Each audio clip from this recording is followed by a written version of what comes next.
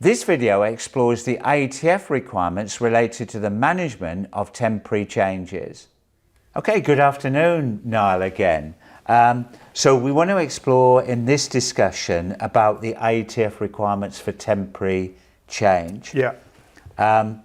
What are the main requirements? So in IATF 16949, Section 8, 85611 defines the requirement around temporary change control.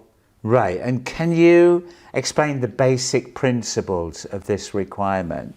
So when introducing any new product using the risks that have been identified in the FMEA, the primary process controls needed against each risk should be established and documented in the control plan. Right, okay. And the requirement 85611 mentions approved backup or alternative control. What does this really mean? So I guess by way of an example, if the primary process control is inline camera detection system to identify whether product is conforming or not, which could be variable or attribute, in developing the control plan, the team may decide to build in an alternative control in the event of an issue with the camera detection system. So for example, visual inspection of some kind. But in this case, if the customer approves the control plan as part of the PPAP process, the organisation could use the primary process control or the alternative process control without necessarily having to inform the customer. Again, there's always the caveat of unless the customer requires it. Right, okay.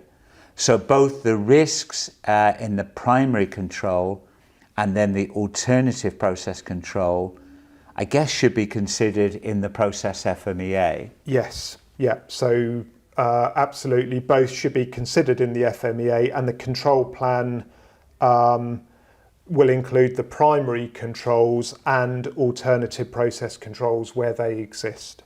Okay, I understand that. And what if an alternative process control was not considered in the initial development of a product and in the PFMEA and the control plan? So that could be the case. And in this event, the organisation would do a risk analysis on the alternative control, inform the customer, again, according to CSR's customer specific requirements, develop standardised work for that alternative control. Right, okay. And what about traceability? Why the temporary change is live, I guess. So again, that's important. So traceability of product that has been processed through these temporary changes must be maintained, along with evidence of the validated restart once they switch back to the primary control. Okay, because I guess this could be for a very short period of time, but I guess they'd have to monitor on their daily audits and checks that this doesn't become a permanent change. Okay, understand. What about customer specific requirements then about this temporary change control? So auditors need to understand these and question organisations on their understanding and implementation of these requirements during audits. And again, it's worth just sort of citing a quote from the GM customer specifics. The organisation shall have a process for both bypass and deviation. The alternative actions identified on the bypass list shall be customer approved and shall be reviewed using the methodology of the process FMEA to identify the risk. This review shall be documented. Okay, now that's interesting. So as well as people understanding the IATF requirement about temporary change, they obviously need to understand their customer specific requirements about managing temporary change too. Absolutely. Now, thank you for your input today, Noel.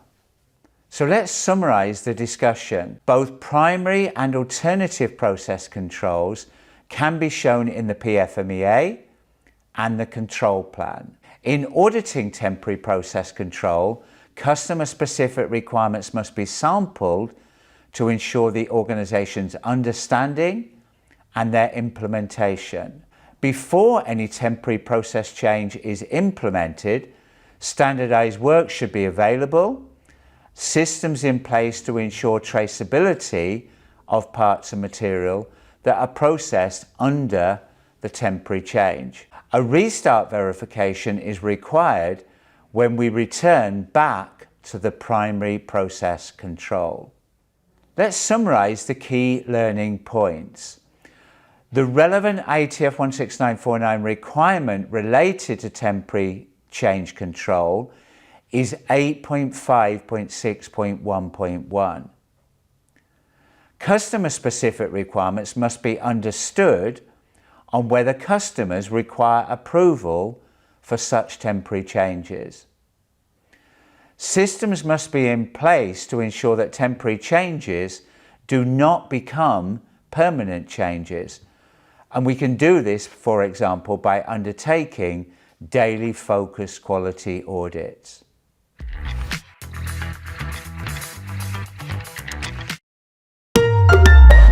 KMR